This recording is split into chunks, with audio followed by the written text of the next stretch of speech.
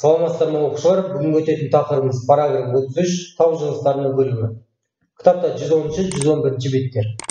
Жалпы тау жыныстары дегеніміз не?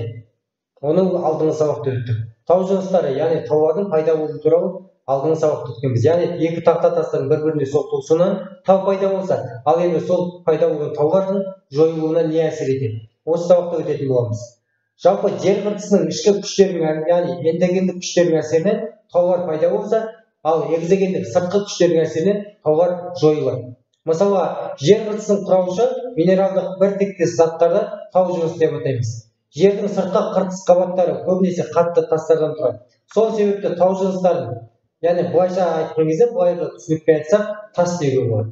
Жалпы жер қыртысының жердің пайда болуы немесе тау жыныстарының өбілігінің негізгі үш түрі бар. Бұлар физикалық, химиялық және биогендік болып үш өбілігінің түрі кездеседі.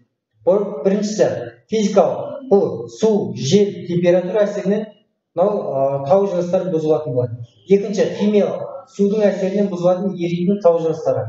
Үшінші биогендік, бұл өсімдіктер мен жануарлардың әрекетінен бұзылатын тау жыныстарын айтамыз. Кітапта қарасаңыздар 104, 105, 106 суреттерде айқын көріністер көрінеді.